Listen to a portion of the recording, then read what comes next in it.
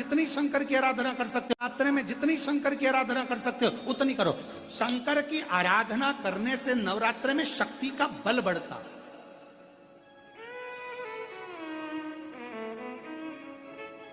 शक्ति का बल। क्यों गुरुजी नवरात्र में शंकर जी की आराधना क्यों करना चाहिए? हमने कहा अगर माता रानी से जो मांगना है तुम्हें, अगर तुमने नवरात्रे में शिव जी की आराधना करिए, शंकर की कथा सुनिए, शंकर की आराधना करिए, शिव स्तुति करिए, शंकर को एक लोटा जल चढ़ाया, मां आद्य शक्ति तुम्हारे पर कृपा करेगी। क्यों? क्योंकि जिस स्थान पर शिवलिंग रखा होता है और जो हस्त कमल है वो मां पार्वती जगत जननी दुर्गा भवानी है। जब हम जल चढ़ाते हैं मां आद्य शक्ति अम्बा जगदम्बा 64 योगिनियों पर वो जल चढ़ जाता है और जगत जननी नवरात्र में प्रसन्न हो जाती है। वो जल की इतनी महत्वता है। आद्य शक्ति को प्रसन्न करना है, नवरात्र में शिव जी को जल चढ़ा।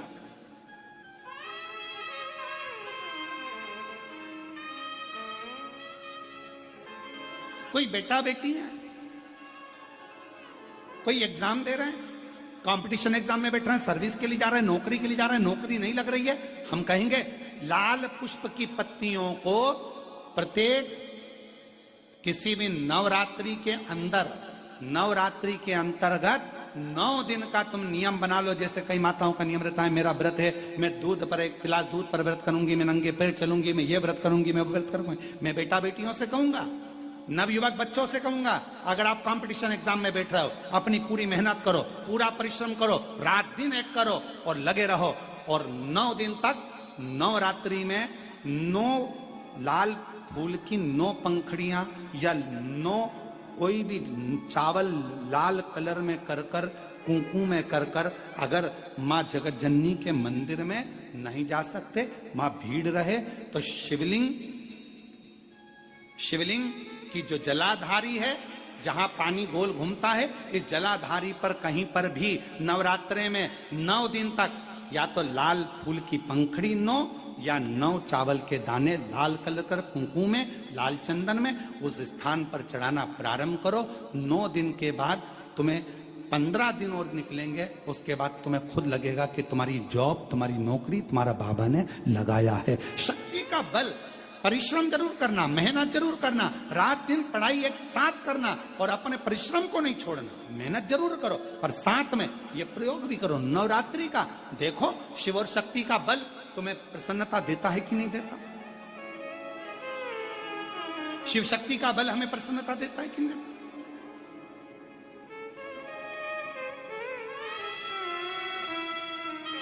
अब कई लोग ऐसे होते हैं, हम नवरात्रि आई है, माता रानी को भज रहे हैं, जगत जननी दुर्गा भवानी को भज रहे हैं, पर शिव जी के मंदिर तक नहीं जा रहे, समय नहीं मिल रहा मंदिर जाने का, क्योंकि माता जी के मंदिर जाते हैं, माता जी को प्रणाम। अरे उस शंकर को पहले भजो, सवेरे उठते से ही पहला 1 लोटा जल शिव को, क्योंकि उसी के माँ जगत जननी हस्तकमल पर जल जाना जरूरी है। शंकर का चढ़ा वो हमें फल प्रदान करे, सुख दे, आनंद का। देवी जी का दर्शन करा है तुम लोगों ने? अरे बोलो तो जम के करा है। तलवार है उनके हाथ में, ठीक है। काय पे बैठी हैं? शेर पे। तुम मोटरसाइकिल पे बैठ के इतनी घबरा जाती हो कि कोई तुम्हें घूर के देख ले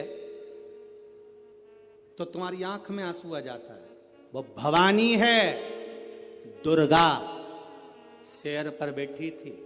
शुंभ और निशुंभ दोनों राक्षसों ने आकर कह दिया था, ए सुंदरी, हम दोनों में से एक से तू शादी कर ले तो बच जाएगी, नहीं तो मर जाएगी। देवी अंदर गई गुफा में, शंकर भगवान से कहा, शुंभ निशुंभ आए हैं दरवाजे पर। तो भगवान शंकर मुस्कुरा कर बोले, तुम मुझसे कहने आई हो, तुम स्त्री हो, एक नारी में आधा शंकर होता है। जब शंकर तुझ में है, शक्ति तुझ में है, शिव तुझ में है, तो तू दुनिया से निपट सकती है। चढ़ जा शेर पर, उठा तलवार, कर संहार। माता पार्वती जी कहती है, मैंने शास्त्र पढ़े हैं मेरे हाथ में, मैं वेद माता भी कहलाती हूं, मैं शास्त्र हाथ में रखती हूं, शस्त्र कैसे उठाऊं? शंकर भगवान कहते हैं संस्कृति को बचाना है, संस्कारों को बचाना है तो शास्त्र उठाना पड़ेगा, और अपने आप को और सनातन धर्म को बचाना है तो शस्त्र भी उठाना पड़ेगा। यह हमारे को ऊपर निर्भर करता है। हम शास्त्र भी उठा सकते हैं और शस्त्र भी उठा सकते हैं। ये मां जगजननी दुर्गा भवानी का दर्शन करने जाओ तो उस माता को प्रणाम कर कर उससे कहकर आना, मां जब शास्त्र की जरूरत हो तब मुझे शास्त्र देना, और जब शस्त्र की जरूरत हो ऐसा बल देना, ऐसा शस्त्र देना कि दुनिया के लोग याद रखें, हम याद रखें। कभी जिंदगी में मौका मिले तो 5 दुर्बा, कितनी दुर्बा जम के बोलो जरा, 5 दुर्बा 1 बेलपत्र। कभी अगर मौका मिले जीवन में 5 दुर्बा 1 बेलपत्र, 1 अक्षत, 1 चावल का दाना, और तीनों पत्तियों पर लगा हुआ चंदन। बेलपत्र की जो 3 पत्ती होती है, इन तीनों पर लगा हुआ चंदन, दुर्बा, बेलपत्र, चावल का 1 दाना मध्य पत्ती पर रखकर, जब भी आप अपने हृदय से कोई सरकारी गतिविधियों में कहीं फंस गए हो, सरकारी कोई केस चल रहा है, कोई सरकारी चीजों में अगर तकलीफें आ रही हैं, तो शिव का नाम लेकर आप अपना कर्म जरूर करना, मेहनत जरूर करना।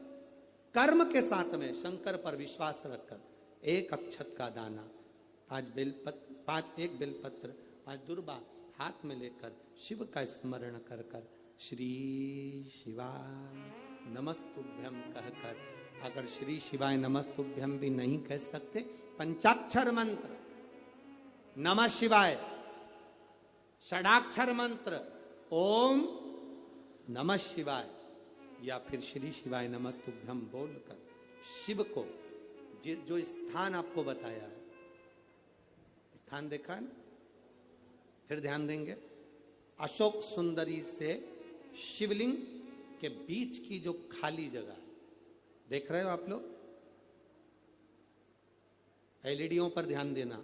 एलईडी और अपने अपने मोबाइल पर अगर आप कथा सुन रहे हो, या यहाँ पंडाल में कथा सुन रहे हो, या आस्था चैनल पर सुन रहे हो, तो वहां शिवलिंग, अशोक सुंदरी का स्थान, बीच में जो खाली जगह है, इस खाली जगह पर बेलपत्री और दुर्बा का जो पीछे का भाग है, वो पीछे का भाग अशोक सुंदर की ओर होना चाहिए, अशोक सुंदर की ओर उसका भाग हो जाए, और पत्ती को इस तरह से शिवलिंग और जो खाली जगह है उसके मध्य में रखकर, कोई सरकारी चीज के लिए, कोई प्रशासनिक चीज के लिए, कोई केस के लिए, कोई कानूनी कार्यवाही के लिए, कोई तकलीफ में घिरे हुए हो, तो उस स्थान पर ये बेलपत्र केवल 1 बार चढ़ाकर बाबा से विनती करना, बाबा उसको स्वीकार जरूर करेगा, कार्य सफल जरूर करेगा।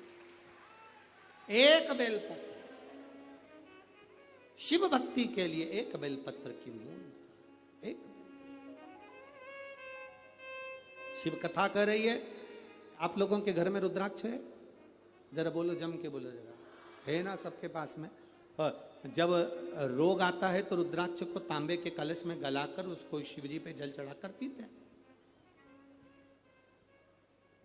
और यदि जिस दिन तुमको लगे कि आज मेरा मन शांत नहीं है, आज मेरे घर में अशांति सी लग रही है, क्लेश बहुत है, मन में शांति नहीं है, टेंशन बहुत चल रहा है, उस दिन थोड़ी देर के लिए लेफ्ट हाथ में रुद्राक्ष का मन का, सीधे हाथ से बाबा देवादिदेव महादेव का हाथ रखकर शिव जी के नाम का स्मरण कर कर महामृत्युंजय याद हो तो वो जप ले, ना हो श्री शिवाय नमस्तुभ्यम जप ले, ना हो पंचाक्षर षडाक्षर जप ले, केवल 3, 5 या 7 बार बोल लो, उस रुद्राक्ष को हृदय से लगाकर वापिस जहां रखा था वहीं रख दो।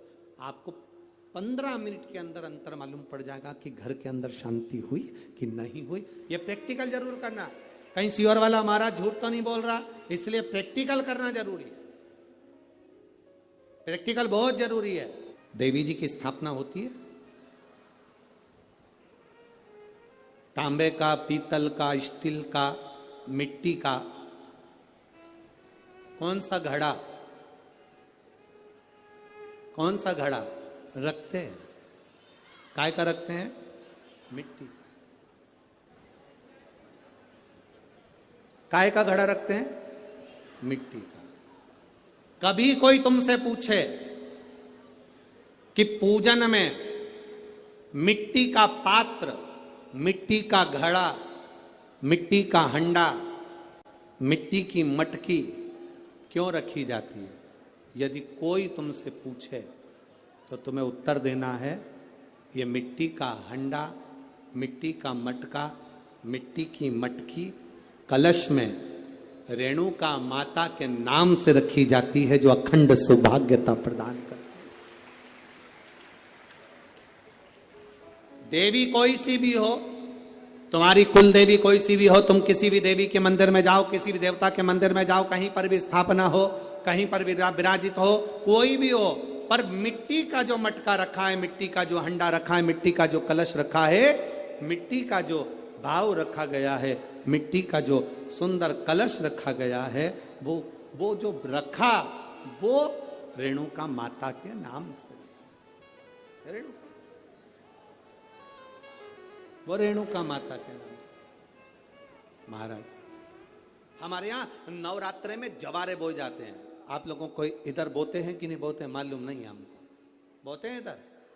मट्टी के पात्र में जवारे बोए जाते हैं, कुंडी में जवारे बोए जाते हैं, मट्टी में गेहूं डालकर जवारा बोया जाता है। उस जवारे की मूलता क्या कहती है, उस जवारे की महत्वता क्या कहती है, क्यों बोए जाते हैं जवारे, उस जवारे की महत्वता क्या है? नवरात्रे में 9 दिन जवारे क्यों बोते हैं, उसको बोने का कारण क्या है?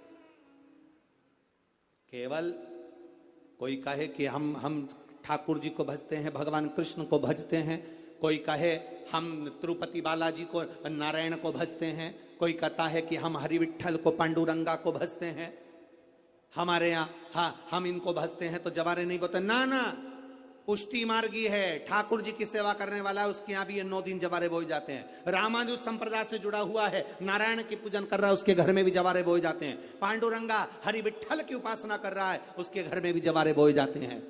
जवारे का महत्व हमारे यहाँ शास्त्र कहता है। क्या महत्व है उसका, क्या फल है उसका? महाराज, जब देवी माता ने दुर्गा भवानी को पंचायत में बुलाया गया, शिव पंचायत में मां दुर्गा बैठी हुई है, और शिव पंचायत में जब दुर्गा भवानी बैठी, उपद्रवियों ने उपद्रव मचाया, अहंकारियों ने अहंकार मचाया, असुरों ने, राक्षसों ने हाहाकार मचाना प्रारंभ करा। तब उस समय पर देवाधिदेव महादेव माता पार्वती को देखकर, दुर्गा भवानी को देखकर मुस्कुरा रहे थे। केवल शिव मुस्कुरा रहे हैं, पार्वती को देखकर, दुर्गा भवानी को देखकर, मां जगत जननी को देखकर केवल मुस्कुरा रहे हैं। तब देवता सूर्य नारायण ने भगवान शिव जी को देखकर हाथ जोड़कर प्रार्थना करी। भास्कर देव बोले, सूर्य नारायण बोले, बाबा मेरे मन के संशय को मिटा दीजिए। शिव जी ने पूछा क्या काम है, बोलो क्या चाहते हो? शंकर भगवान से सूर्य देव, भास्कर देव कहते हैं, प्रभु आपके मुस्कुराने का कारण क्या? भारत की भूमि पर जितनी जगह पर भी आप लोग कथा सुन रहे हो, आस्था चैनल पर, फेसबुक, यूट्यूब पर जितने लोग कथा सुन रहे हो, बड़े ध्यान से सुनना कि जवारे क्यों बोए जाते हैं। नवरात्रि में जवारे की महत्वता क्यों होती है, क्यों बोया जाता है, मिट्टी में गेहूं डालकर क्यों उत्पन्न किया जाता है, उसकी महत्वता क्या है?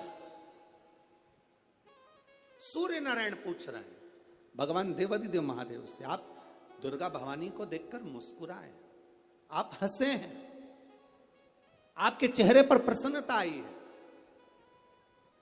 कारण क्या? और महाराज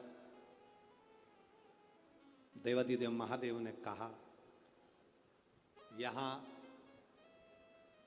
भगवान विष्णु, गणेश जी, भास्कर देव, आप सब बैठे हो। असुरों ने आक्रमण कर दिया, असुरों ने आक्रमण करा है और वह असुर आक्रमण कर दिए हैं, तो वो असुर प्रवेश कर रहे हैं, उपद्रव मचाकर हाहाकार कर कर नष्ट करने वाले हैं इस पूरी पृथ्वी को। तो फिर उसको बचाएगा कौन, कैसे बचेगा? शिव जी ने कहा चिंता मत करो। दुर्गा ने अपने केश का स्मरण किया, एक केश को माता पार्वती जी ने अपने हाथों से छुआ, छूते ही एक कुंड में सुंदर जवारे उत्पन्न हुए हैं। जब तक वो जवारे बड़े नहीं हो जाते, जब तक वो जवारे थोड़े प्रबल नहीं हो जाते, तब तक एक भी असुर प्रवेश नहीं कर सकता, हाहाकार नहीं मचा सकता और अंदर आ नहीं सकता। शिव महापुराण की कथा कहती है, जवारे जिसके यहाँ बोए जाते हैं, जवारे का, आप लोग कहते हैं कहीं पर देवी जी बैठी हैं, किसी के यहाँ मिट्टी की मूर्ति आई 21 फीट की, 41 फीट की, 15 फीट की, 10 फीट की, 25 फीट की देवी जी की प्रतिमा स्थापना हुई। लोग कहते हैं हम देवी जी का दर्शन करने जा रहे हैं, दुर्गा जी का दर्शन करने जा रहे हैं। शिव महापुराण की कथा कहती है वो दुर्गा जी का दर्शन नहीं, देवी का दर्शन नहीं। नवरात्रे में जहां जवारे बोए जाते हैं वहां मात्र आप पांव रखते हैं तो अपने घर में से क्लेश दूर हट जाता है, अहंकार दूर हट जाता है, अभिमतता दूर हट जाती है, तकलीफें दूर हट जाती है। जिसके घर में जवारे बोए जाते हैं वहां से अहंकार, काम, लोभ, आसक्ति, वासना, तृष्णा और दुख, तकलीफें दूर हट जाती है। तो जवारे का मूल तत्व आनंद, सुख। महाराज उसको समझने वाला समझ सकता। रेणुका घड़ा बनाकर शिव जी का स्पर्श कर रही है, केवल स्पर्श, मट्टी के पात्र में बला जाता है स्पर्श मात्र, सहज नहीं है। शिव उसकी भक्ति बड़ी प्रबल है, क्योंकि उसके मस्तक पर गंगा विराजमान है और वो साधारण कृपा करने वाला नहीं, दुनिया को अमृत देने वाला है। शिव अमृत प्रदान करने वाला। अरे भाई, शिव महापुराण की कथा कहती है जैसे किसी के यहां कोई मर जाता है तो पूरे परिवार में सूतक लग जाती है। बोलो री जी जी सही है कि गलत है? अरे बोलो तो जम के, लगती है ना। परिवार में कोई मर गया, पूरे परिवार को सूतक लग जाती है। जैसे मरने की सूतक पूरे परिवार में लगती है, उसी तरह परिवार का एक व्यक्ति भी अगर शंकर की कथा सुनता है तो पूरे परिवार को पुण्य लग जाता है। पूरे परिवार, एक व्यक्ति भी अगर कथा श्रवण कर रहा है, परिवार का एक कोई मरता है तो पूरे परिवार में सूतक लगती है। उसी तरह हम कोई अच्छा काम करते हैं, शिव जी को एक लोटा जल चढ़ाते हैं, कथा श्रवण करते हैं, भूखे को भोजन, प्यासे को पानी पिलाते हैं, तो उसका जो पुण्य का जो फल है वो किसी एक को नहीं, घर का एक व्यक्ति करता है और पूरे खानदान को उसका पुण्य फल प्राप्त